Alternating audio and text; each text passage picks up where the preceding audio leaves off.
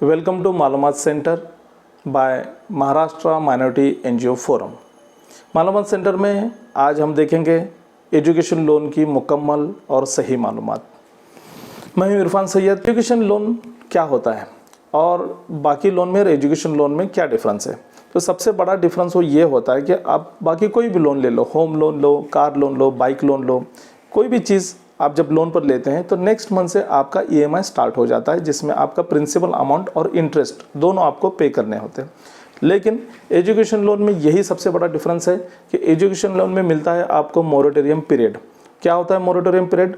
ये आपके कोर्स कितने साल का है, मान लीजिए 4 साल का है तो 4 ईयर्स प्लस 6 मंथ्स और कुछ केसेस में 1 ईयर तक का आपको एक्सटेंशन मिलता है। तो ये 4 ईयर्स प्लस 1 ईयर 5 ईयर्स तक का जो आपका मोरेटोरियम पीरियड होता है, इस पूरे पीरियड में आपको 1 रुपया भी ईएमआई पे करने की ज़रूरत नहीं है।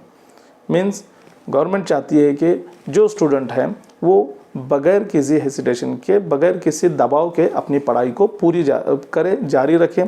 तो इस वजह से आप जब भी एजुकेशन लोन कहीं से भी लेते हैं तो अगर वो एजुकेशन लोन है तो उसका रीपेमेंट आपको कोर्स कंप्लीट होने के 6 मंथ या फिर 1 साल के बाद से स्टार्ट हो जाता है। अब तो कहाँ से मिलता है education loan? Obviously education loan आपको बैंक प्रोवाइड करेगी। तो क्या इसके लिए आपको बैंक जाना होगा? जी नहीं। एप्लीकेशन के लिए तो आपको बैंक को जाने की ज़रूरत नहीं। हाँ, लास्ट में आप एग्रीमेंट के लिए, लीगल सबमिशन के लिए आप बैंक में जाएंगे। लेकिन फिर अगर बैंक में नहीं जाना है तो फिर कहाँ जाना है? तो ये है Vidya Lakshmi education loan portal. एक सिंगल कॉमन एप्लीकेशन फॉर्म होता है और आप मल्टीपल बैंक को अप्लाई कर सकते हैं। किस तरह से अप्लाई करना है ये हम वीडियो के लास्ट में देखेंगे, उसकी प्रोसीजर। लेकिन सबसे पहले बताऊं कि आप विद्या लक्ष्मी पोर्टल के थ्रू अप्लाई करने के क्या फ़ायदे हैं। तो विद्या लक्ष्मी पोर्टल के थ्रू अप्लाई करने का सबसे बड़ा फ़ायदा ये है कि आप वहीं पोर्टल पर बैठे बैठे पूरे बैंक्स, जैसे कि इसमें 40 से ज़्यादा बैंक्स इसको जुड़े हुए हैं, 125 से ज़्यादा बैंक के स्कीम्स, अलग अलग स्कीम है, जैसे स्कॉलर स्कीम होती है, अब्रॉड के लिए अलग स्कीम होती है, फिर रेट ऑफ इंटरेस्ट अलग अलग होता है, रीपेमेंट का आप कहीं 5 ईयर्स, कहीं 7 ईयर्स, 10 ईयर्स, तो हर बैंक के अपने अलग अलग फैसिलिटीज़ होते हैं। तो आप देखकर उस बैंक को चूज़ कर सकते हैं। इसमें 3 स्टेप प्रोसीजर होता है। सबसे पहले आप अपने आप को रजिस्टर करते हैं इस पोर्टल पर। उसके बाद में एक कॉमन एप्लीकेशन फॉर्म होता है, उसको आप फिलअप करते हैं। और थर्ड, आप 3 बैंक सिलेक्ट कर सकते हैं। किसी भी 3 बैंक को सिलेक्ट कीजिए और ज़रूरी नहीं कि वो तीनों बैंक में आपका अकाउंट होना चाहिए, बाद में आप अकाउंट वहाँ पर ओपन कर सकते हैं। तो ये 3 बैंक आप सिलेक्ट कर सकते हैं। अब दूसरा फ़ायदा ये है, जैसे मैंने कहा कि आप स्कीम्स देख सकते हैं, रेट ऑफ इंटरेस्ट देख सकते हैं, उसी तरह आप जब किसी बैंक को सबमिट करते हैं तो आपके लोन का एप्लीकेशन का स्टेटस क्या है, वो सबमिट तो हुआ है, फिर उसको सक्सेस स्टेटस आएगा, फिर उसके बाद में किसने, आप 3 में से किस बैंक ने आपको एक्सेप्ट किया है, अप्रूव किया है, फिर अपने सभी डॉक्यूमेंट्स आपने लेकर उस बैंक में जाना है। तो ये सब स्टेटस आप पोर्टल पर देख सकते हैं। उस तरह जब आपने सब सबमिशन वगैरह बैंक में जाकर कराया तो उसके बाद अगर कोई सपोर्टिंग डॉक्यूमेंट अगर एक्स्ट्रा डिमांड कर रही है बैंक, तो वो भी आपको पोर्टल पर डिमांड करेगी। और बैंक क्या कर रही है वो आप यहाँ पोर्टल के ज़रिए आपको अपडेट्स आते रहेंगे, आपने उसको पीरियडिकली चेक करते रहना। इस पोर्टल के ज़रिए आपने एक चीज़ को ध्यान में रखना है कि अगर आप रेगुलरली अपने प्रोफाइल को चेक कर रहे हैं तो बैंक की तरफ से आपको कुछ अपडेट्स या नोटिफिकेशन या रिक्वायर्ड सपोर्टिंग डॉक्यूमेंट की रिक्वायरमेंट डिमांड होती है, तो वहाँ पर आपने उसको विदिन 15 डेज़ में रिप्लाई देना है। अगर मान लो आपकी अमाउंट 7.5 लाख से कम है, 4 लाख से कम है या 7.5 लाख से कम है, तो आपको विदिन 15 डेज़ में वो रिप्लाई देना ज़रूरी है। मतलब आप रिप्लाई ऑनलाइन भी दे सकते हैं या बैंक में जाकर डॉक्यूमेंट सबमिट कर सकते हैं। और अगर आपकी रिक्वायरमेंट लोन की जो है वो 7.5 लाख से ज़्यादा है तो वहाँ पर आपको विदिन 30 डेज़ में आपको रिप्लाई ज़रूर देना है। अगर रिप्लाई नहीं देंगे तो आपका क्या नुकसान होता है? तो बहुत सारे बच्चों ने रिप्लाई, उनको ये लगता है कि मैंने अप्लाई किया है, अब सबमिशन हुआ है, एक्सेप्ट हुआ है, अब अप्रूव्ड हो जाएगा। लेकिन अगर आप रिप्लाई नहीं देते विदिन 15 डेज़ में या 30 डेज़ में, जैसा मैंने पहले कहा, तो आपको आपका लोन वो बैंक रिजेक्ट कर देती है और वहाँ पर रिमार्क्स कर देती है कि since no reply so account has been closed, application has been rejected. तो इसका ख्याल रखिए। उसी तरह आप यहाँ पर ग्रीवेंस डाल सकते हैं। अगर आपको कुछ लगता है कि कहीं कुछ कमी हुई है या कुछ चेंज हुआ है तो आप ग्रीवेंस डाल सकते हैं।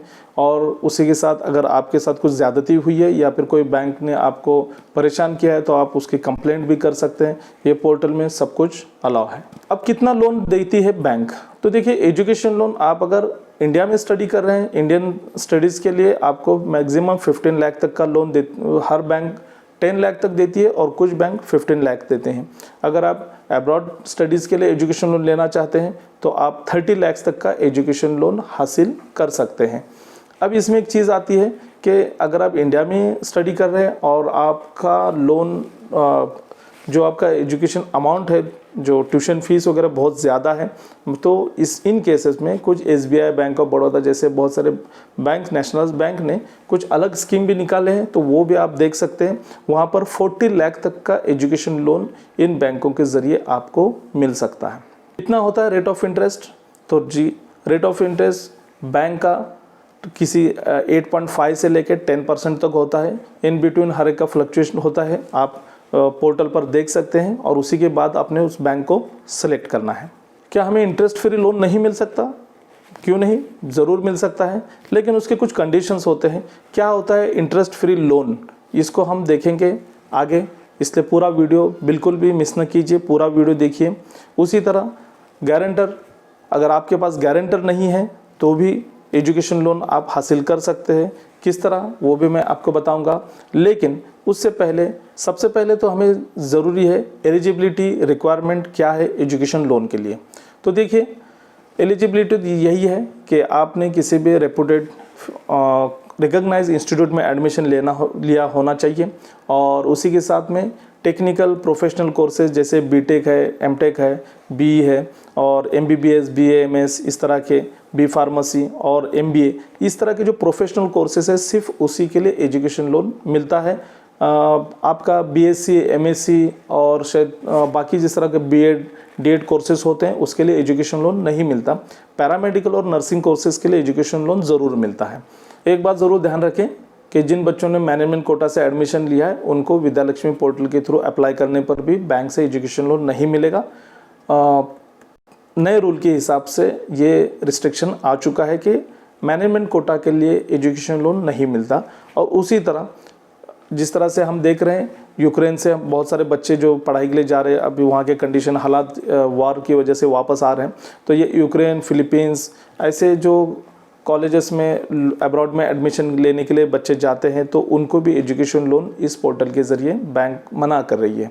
उसका रीज़न एक है कि हमारे इंडिया में जो भी एडमिशन्स होते हैं वो कैप राउंड थ्रू होते हैं, मेरिट लिस्ट के थ्रू उस सिलेक्शन होता है, तो ये बहुत ज़रूरी है क्राइटेरिया।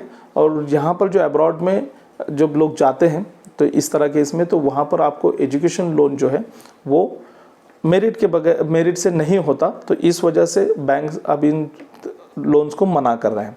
लेकिन क्या इनको लोन नहीं मिलेगा? मिलेगा। इसके लिए कुछ प्राइवेट, एक मैं अलग से वीडियो बना रहा हूँ जिसमें विदाउट कोलैटरल, विदाउट सिक्योरिटी आप अब्रॉड एजुकेशन लोन किस तरह से हासिल कर सकते हैं, वो हम नेक्स्ट वीडियो में सेकंड पार्ट में देखेंगे।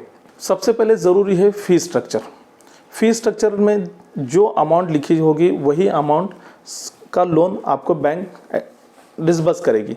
आप जैसे फीस स्ट्रक्चर में देखिए, मैं एक डेमो के तौर पर एक फ़ीस स्ट्रक्चर यहाँ पर दिखा रहा हूँ, तो इसमें आप देख सकते हैं आपकी ट्यूशन फ़ी है, बाकी फ़ीस है, डेवलपमेंट फ़ीस वगैरह, लेकिन हॉस्टल फ़ीस भी इसमें बताई गई है। हॉस्टल प्लस मेस की जो फ़ीस है, अगर आपके पास हॉस्टल प्लस फीस की मेस की जो फ़ीस होती है वो इसमें अगर ऐड नहीं है तो बैंक एक्सेप्ट नहीं करेगी।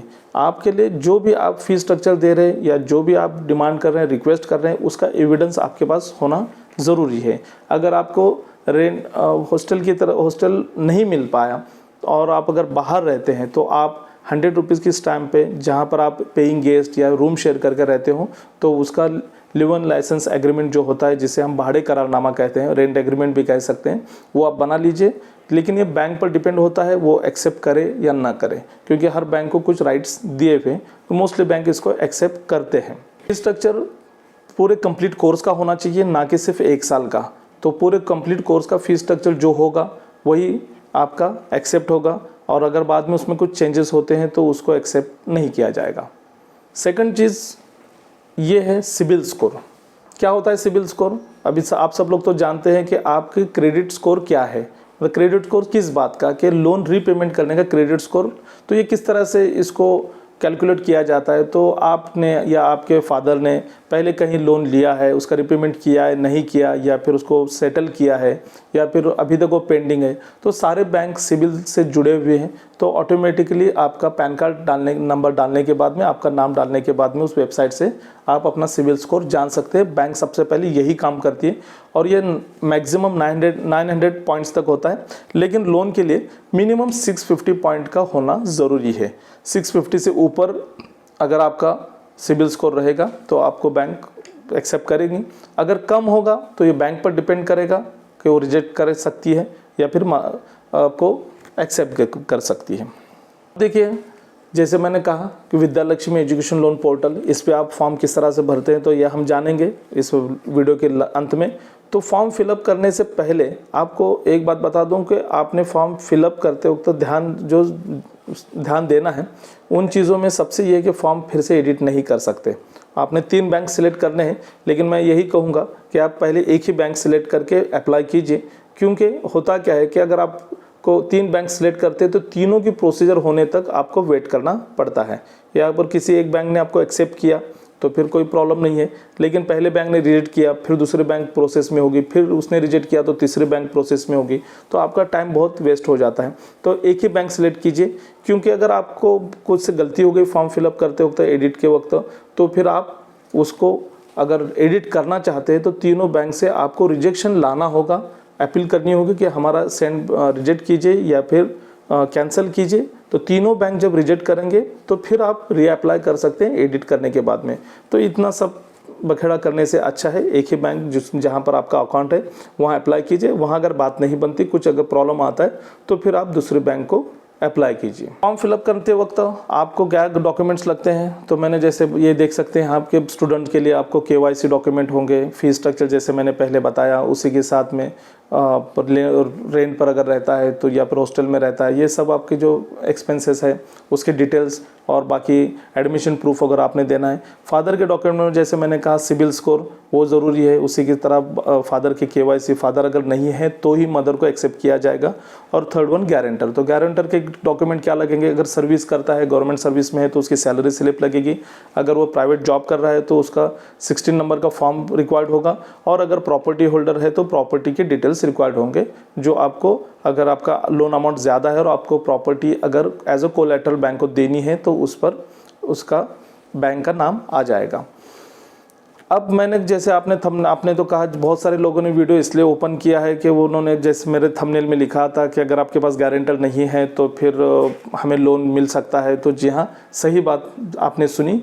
अगर आपकी लोन अमाउंट की रिक्वायरमेंट 4 लाख तक की है, मतलब 4 लाख से ज़्यादा नहीं होनी चाहिए, 4 लाख तक की है, तो आपको गारंटर की ज़रूरत नहीं है। इस पोर्टल पे आप फॉर्म फिलअप कर सकते हैं और बैंक सिलेक्ट कर सकते हैं। आपके लोन अमाउंट जब 4 लाख से कम है तो वहाँ पर गारंटर का कॉलम ऑटोमेटिकली हाइड हो जाता है। लेकिन अगर आपकी अमाउंट 4 लाख से ज़्यादा है और 7.5 लाख तक है तो आपको एक गारंटर की ज़रूरत महसूस होगी, और फिर वो डॉक्यूमेंट जो मैंने जिस तरह से गारंटर के बताए आपने प्रोड्यूस करने हैं। अब 7.5 लाख से अगर आपका लोन ज़्यादा है, फिर वो कितना भी हो, तो फिर आपको कोलैटरल सिक्योरिटी देनी है। जितनी आपकी कोलैटरल सिक्योरिटी की वैल्यू होगी उस हिसाब से 80%, 90% और कुछ केसेस में बैंक 100% तक आपको लोन प्रोवाइड कर सकती है। सबसे अहम और इम्पॉर्टेंट मुद्दा इंटरेस्ट सब्सिडी।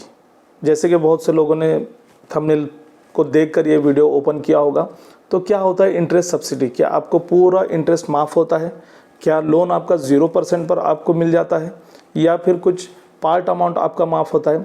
तो इसके लिए जानने के लिए ये देखिए, CSIS central scheme to provide interest subsidy, ये इंडियन बैंक एसोसिएशन की स्कीम है।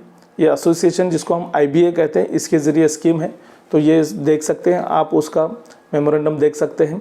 और क्या है इसकी एलिजिबिलिटी? तो सबसे पहले देखिए, इसकी एलिजिबिलिटी में सबसे बड़ा पॉइंट है कि अगर आपकी फैमिली इनकम 4.5 लाख यानी 4.5 लाख से कम है तो आप इस स्कीम के लिए एलिजिबल हैं। तो ये एलिजिबिलिटी में जब आप बैठ जाते हैं तो फिर क्या बेनिफिट होता है? तो बेनिफिट ये होता है कि जो मोरेटोरियम पीरियड, जैसे मैंने कहा कि कोर्स प्लस 1 ईयर, आपका 4 साल का कोर्स है या 5 साल का कोर्स है, उस वो प्लस 1 ईयर, तो 5 साल का ये जो भी इंटरेस्ट लगेगा वो इंटरेस्ट आपको देना नहीं है। तो क्या ये इंटरेस्ट ज़ीरो होगा? तो ज़ीरो होगा, लेकिन एक अलग मेथड है। तो ये इंटरेस्ट जो है वो गवर्नमेंट अपने नोडल बैंक के थ्रू आपके बैंक को पे करेगी। जैसे आपने स्टेट बैंक ऑफ इंडिया में एजुकेशन लोन लिया है या बैंक ऑफ बड़ौदा में, सेंट्रल बैंक में, आपने जिस भी बैंक में एजुकेशन लोन लिया है और आपका इनकम 4.5 लाख से कम है, तो आप इस CSIS यानी लोन सब्सिडी स्कीम के लिए अप्लाई कर सकते हैं। तो ये एप्लीकेशन किस तरह से करना है वो मैं आगे बता रहा हूँ, लेकिन जब आप अप्लाई करते हैं तो फिर आपका मोरेटोरियम पीरियड में जो भी इंटरेस्ट लगता है वो इंटरेस्ट गवर्नमेंट अपने नोडल बैंक, जैसे कैनरा बैंक नोडल बैंक है उनकी, तो इसके लिए ज़रूरी नहीं है कि आपने कैनरा बैंक में जाके अकाउंट निकालना है या वहाँ से लोन लेना है। तो कैनरा बैंक एक नोडल बैंक है गवर्नमेंट ऑफ इंडिया की तरफ से या IBA की तरफ से, इंडियन बैंक एसोसिएशन की तरफ से, तो वो आपके बैंक को वो इंटरेस्ट पे करेगी। तो आपको ये पूरा इंटरेस्ट सब्सिडाइज हो जाता है, मतलब आपका माफ़ हो जाता है। तो ये बहुत बड़ी अच्छी स्कीम है। बहुत से बच्चों को मालूम नहीं होने की वजह से वो स्कीम को अप्लाई नहीं करते। तो किस तरह से इसको अप्लाई करना है, तो ये देख सकते हैं आप। ये होता है स्टूडेंट और बैंक के बीच एग्रीमेंट। तो जब आपका लोन सैंक्शन होता है, जब डिसबर्स होता है, तो कुछ बैंक ऑलरेडी डिसबर्समेंट के जो लेटर पे आपके सिग्नेचर्स लेते हैं, तो उस वक्त तो वहाँ पर लिखा होता है, उसको आपने टिक करना होता है। अगर नहीं भी लिखा है तो इस तरह का एक एग्रीमेंट आपने अपने बैंक के साथ करना होता है। बैंक को आपने रिमाइंड कराना है कि आप मुझे इस स्कीम में मैं एलिजिबल हूँ, तो मेरा इस स्कीम में आप दाखिला कराइए। तो बैंक आपका ये एग्रीमेंट जो है वो IBA को भेजता है और वहाँ से एलिजिबिलिटी के हिसाब से आपका लोन जो है, लोन का जो इंटरेस्ट होता है वो सब्सिडाइज हो जाता है। और एक बेनिफिट क्या है कि इनकम टैक्स एक्ट 80E के तहत अगर आप इनकम टैक्स पेयर हैं और आप ये एजुकेशन लोन ले रहे हैं, मतलब आपके पेरेंट अगर इनकम टैक्स पेयर है और आप एजुकेशन लोन ले रहे हैं, स्टूडेंट एजुकेशन लोन जो लेता है, तो उसका जो भी इंटरेस्ट होता है वो 8 साल तक आप उस इंटरेस्ट का इनकम टैक्स एग्जम्पशन पा सकते हैं। ये एक बहुत अच्छा बेनिफिट है जो आप उठा सकते हैं। और एक चीज़ जो मैं कहना, जैसे मैंने सिविल स्कोर के बारे में आपको कहा, तो सिविल स्कोर में बहुत अच्छे स्टूडेंट फंस रहे। रीज़न क्या है कि आपके पास तो 10,000 रुपीज़ है, आपको 50,000 का मोबाइल लेना है क्योंकि आपके सभी फ्रेंड्स के पास अच्छे मोबाइल है, तो आप बजाज फाइनेंस या फिर जो कोई से भी फाइनेंस के थ्रू ये मोबाइल लेते हैं, तो लेने में कोई दिक्कत नहीं। लेकिन आपने उनका एक भी इंस्टॉलमेंट लेट नहीं करना या फिर चेक बाउंस नहीं करना है। तो उसकी वजह से क्या होता है, अगर आप टाइम पर अगर रीपेमेंट नहीं करते तो आपका सिविल स्कोर ख़राब हो जाता है, जो आगे दुरुस्त होना बहुत मुश्किल होता है। तो आप सभी स्टूडेंट से मैं अपील करूंगा कि एजुकेशन लोन के लिए अपना सिविल स्कोर ख़राब मत कीजिए। एजुकेशन लोन बहुत के लिए सिविल स्कोर बहुत इंपॉर्टेंट है, और अगर आपका सिविल स्कोर आपका ख़राब है तो प्रॉब्लम में आ सकते हैं आप। अब सबसे अहम स्कीम, सबसे बड़ी स्कीम, इंटरेस्ट फ्री स्कीम। तो क्या मुझे इंटरेस्ट फ्री एजुकेशन लोन मिलता है या मिल सकता है?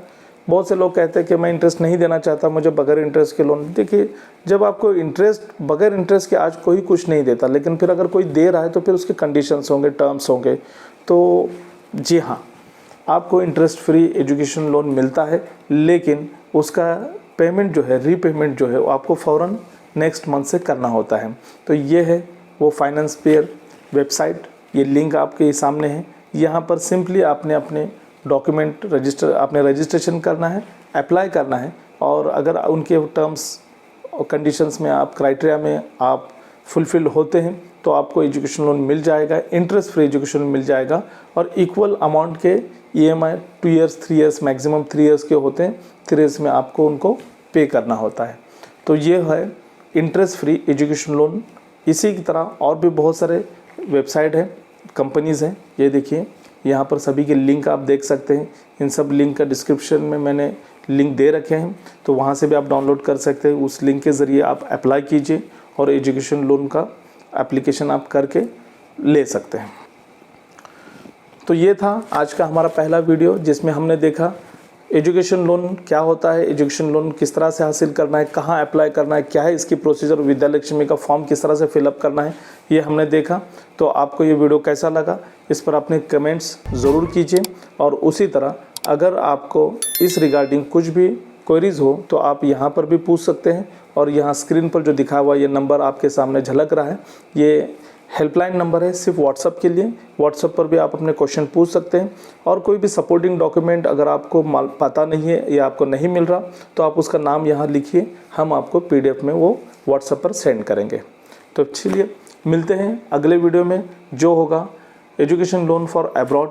तो वो वीडियो में भी हम बताएंगे कि किस तरह से अब्रॉड एजुकेशन लोन आप हासिल कर सकते हैं, सब्सिडी किस तरह से ले सकते हैं, इंटरेस्ट फ्री एजुकेशन लोन किस तरह से मिलेगा। तो तब तक अपना ख्याल रखिए। जय हिंद।